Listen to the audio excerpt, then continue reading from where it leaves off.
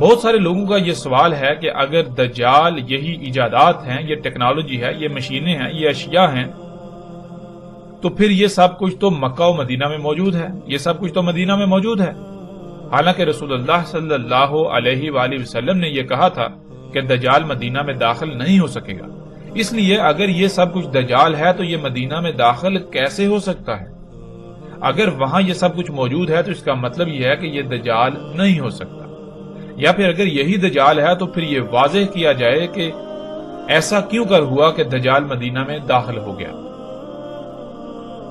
ناظرین، محمد رسول اللہ صلی اللہ علیہ وآلہ وسلم کے ان الفاظ کو عربی پر عبور نہ ہونے یا عربی کی حقیقت سے ناواقفیت کی وجہ سے ایسے استعمال کیا جانے لگا کہ دنیا میں انسانوں کی اکثریت گمراہی کا سودا کر بیٹھی، یعنی کہ پوری دنیا میں لفظ مدینہ کو ایک بستی سے منسوب کر کے ایسے پھیلا دیا گیا کہ کسی کو حقیقت کا علم ہی نہیں کہ مدینہ کسے کہتے ہیں۔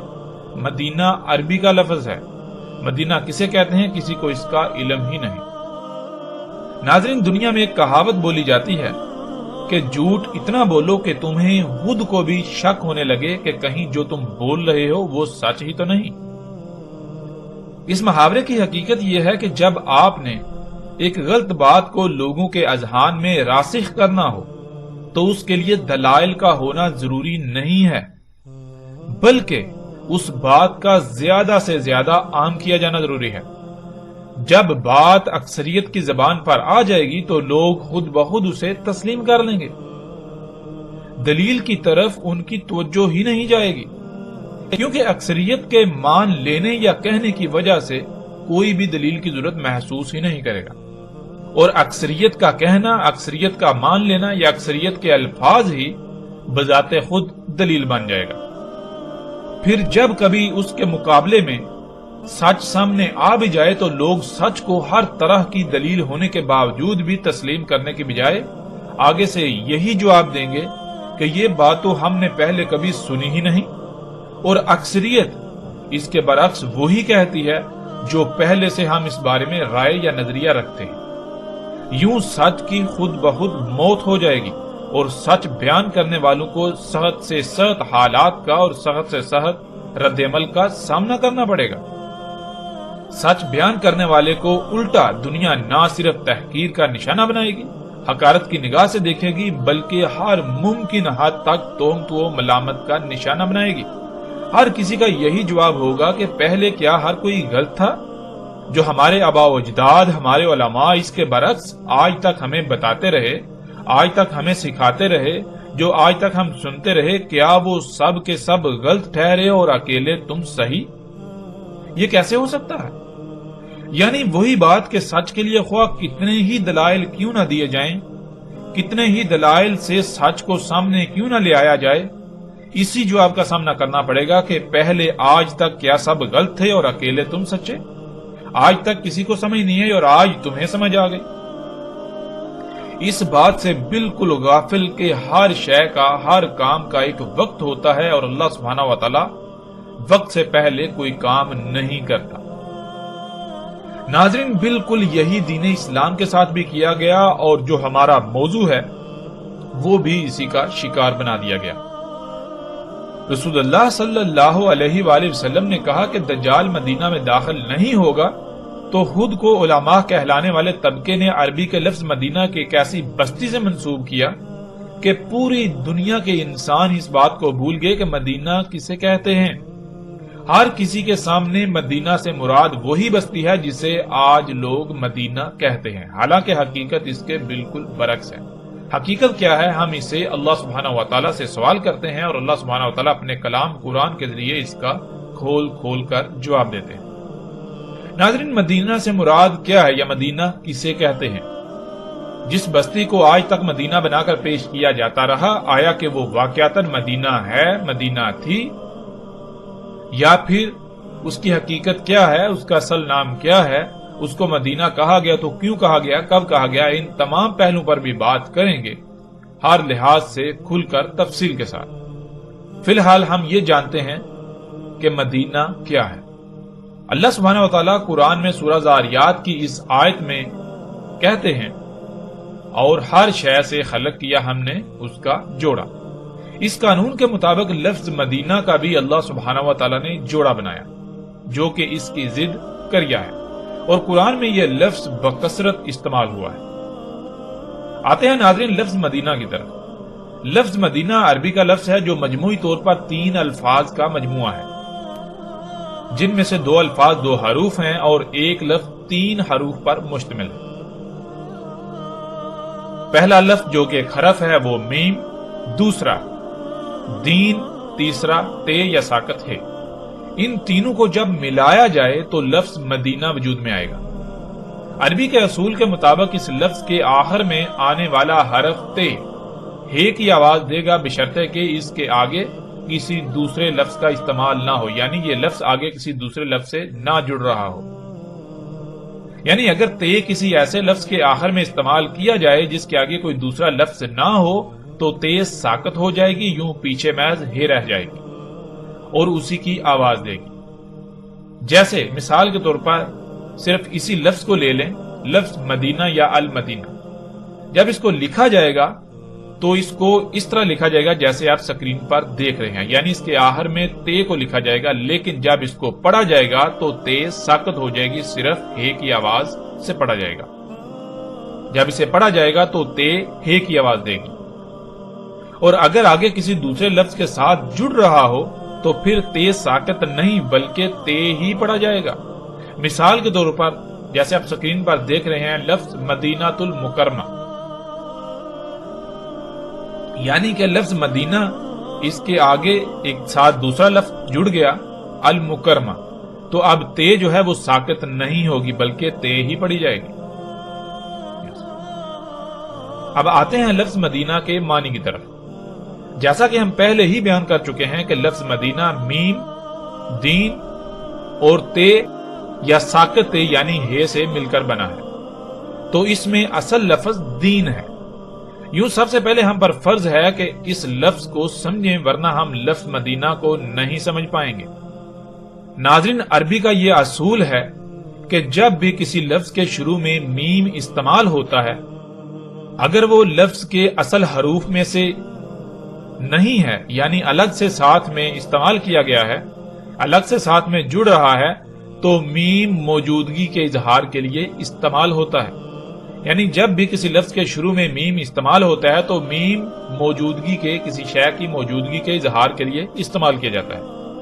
میم کسی شے کی موجودگی کا اظہار کرتا ہے، پھر آگے اصل لفظ آ جاتا ہے۔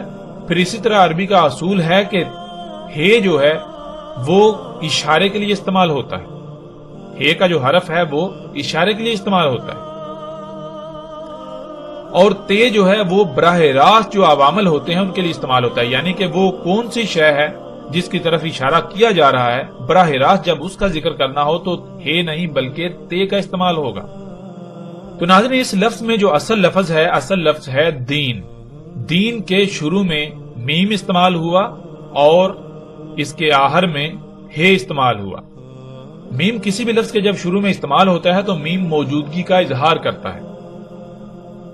اب میم سے مراد کیا ہے؟ میم سے مراد ہے موجودگی کا اظہار، یعنی کچھ موجود ہے۔ کیا موجود ہے؟ آگے لفظ آ جاتا ہے دین۔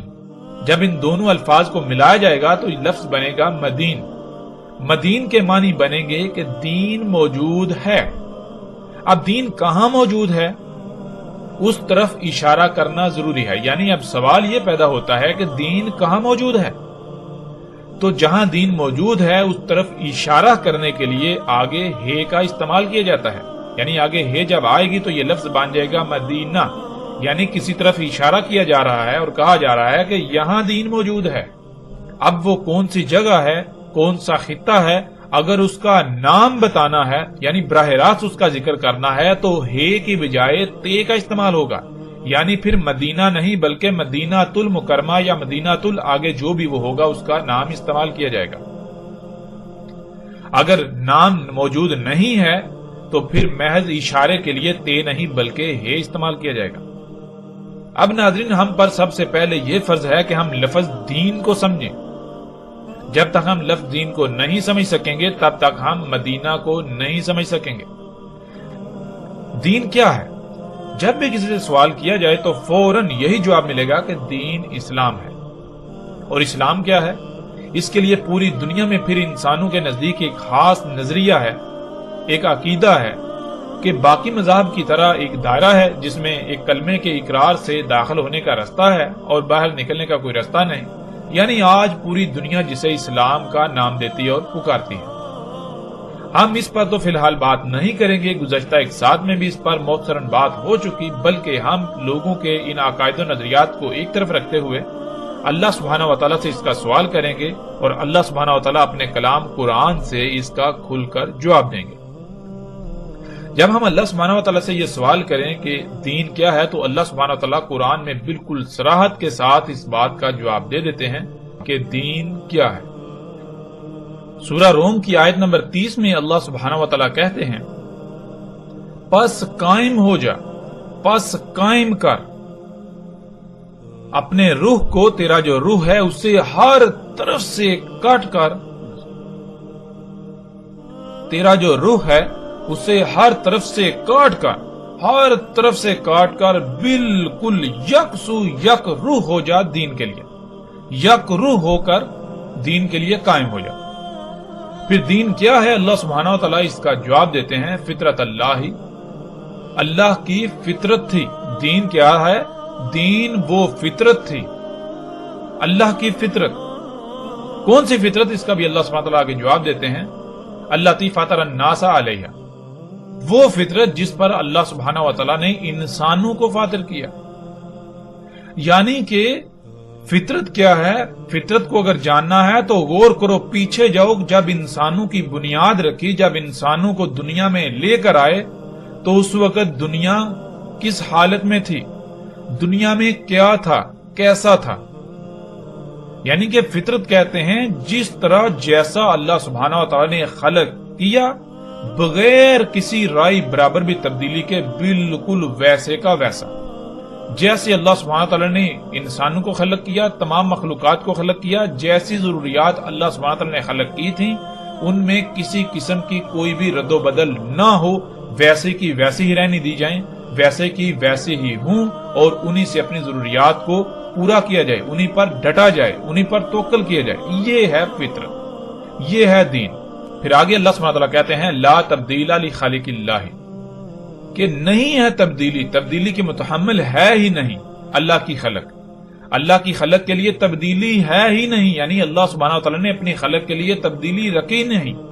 جیسا اللہ سبحانہ تعالیٰ نے خلق کر دیا، اگر اس میں رائے برابر بھی تبدیلی کی جائے گی تو پھر خرابیاں ہوں گی، جس کے پھر رد عمل میں تباہیوں کا سامنا کرنا پڑے گا، سب کچھ درہم برہم ہو جائے گا۔ پھر آگے اللہ سبحانہ تعالیٰ کہتے ہیں، ذالک دین القیم ولکن اکثر الناس لا یعلمون، وہ تھا دین، وہ ہے دین کہ جس پر قائم ہونا ہے۔ یعنی دین کیا ہے؟ دین یہ ہے کہ ہر طرف سے کٹ کر، ہر طرف سے کٹ کر فطرت کے اوپر قائم ہونا ہے، فطرت کے اوپر کوئی مصنوعی شے نہیں ہونی چاہیے، اللہ کی مخلوقات میں چھیڑ چھاڑ نہیں کرنی، جیسا اللہ سبحانہ تعالیٰ نے خلق کیا ویسا ہی ہونا چاہیے۔ جو اللہ تعالیٰ نے آپ کی حد لگا دی، جو دائرہ لگا دیا، جیسے باقی مخلوقات اپنے اپنے مقام، اپنے اپنے دائرے کے اندر رہتی ہوئی اپنی اپنی ذمہ داری کو پورا کر رہی ہیں، بالکل اسی طرح تم نے بھی سب کچھ ویسے کا ویسے رہنے دینا ہے۔ جو اللہ سبحانہ نے تمہارے لیے دائرہ لگایا، جو مقام رکھا، اسی مقام پر رہتے ہوئے، اسی دائرے میں رہتے ہوئے اپنی ذمہ داری کو پورا کرنا ہے اور زندگی گزارنی ہے، یہ ہے دین۔ اور اللہ سبحانہ تعالیٰ کہتے ہیں، انسانوں کی اکثریت جو بھولے ہوئے ہیں، یہ جو انسان ہیں، ان کی اکثریت کو اس کا علم ہی نہیں۔ کیوں؟ اس کا بھی اللہ سبحانہ تعالیٰ جواب دے دیتے ہیں۔ جب لفظ یعلمون، لا یعلمون کہتے ہیں تو پیچھے جو یا استعمال ہوتا ہے، اس کا معنی کیا ہے؟ اس کے خود ہی آ جاتی ہے، یعنی کہ انسانوں کی اکثریت غور و فکر ہی نہیں کرتی، جس وجہ سے انہیں اس بات کا علم ہی نہیں کہ دین کیا ہے۔ پھر وہ جو اور لوگ جو ہے وہ دین جو ان کے سامنے بنا کر پیش کرتے ہیں، انسانیوں کی اکثریت جو ہے پھر اسی کے پیچھے چلتی رہتی ہے اور اسے ہی دین سمجھ رہتی ہے، جس کا دین کے ساتھ کوئی تعلق نہیں۔ تو یہ تھا ناظرین دین۔ ناظرین دین کیا ہے ہم نے جان لیا، دین کہتے ہیں فطرت کو، دین ہے فطرت۔ اور مدینہ یعنی کہ مدینہ کسی اس خطے، اس علاقے، اس بستی، اس مقام کی طرف اشارہ کر کے کہا جاتا ہے اسے کہا جاتا ہے جہاں پر فطرت ہو، جو خطہ، جو علاقہ، جو بستی فطرت پر ہو، جس میں اللہ کی مخلوقات میں تبدیلیاں نہ ہوں، سب کچھ ویسا ہو، یا لوگ وہاں کے باشندے، وہاں کے رہائشی ویسا ہی چاہتے ہوں جیسا اللہ نے خلق کر دیا، یعنی فطرت پر قائم ہونا ہی ان کا مقصد ہو، وہاں کے باشندوں کا فطرت پر قائم ہونا مقصد ہو۔ تو لفظ دین کے شروع میں میم دین کی موجودگی کا اظہار کرتا ہے، یعنی دین موجود ہے، اور دین کیا ہے؟ دین فطرت۔ اب جب لفظ دین کے ساتھ میم لگایا جائے گا تو یہ بنے گا مدین۔ مدین کہتے ہیں دین موجود ہے، یعنی فطرت موجود ہے، یہاں فطرت موجود ہے، فطرت قائم ہے، اور ہے اس طرف اشارہ ہوتا ہے جہاں فطرت یعنی دین موجود ہے۔ تو اس طرح بنتا ہے لفظ مدینہ۔ مدینہ کے معنی ہے وہ مکان جہاں پر اللہ کا دین قائم ہو، یعنی جہاں پر فطرت ہو، وہ مقام جو فطرت پر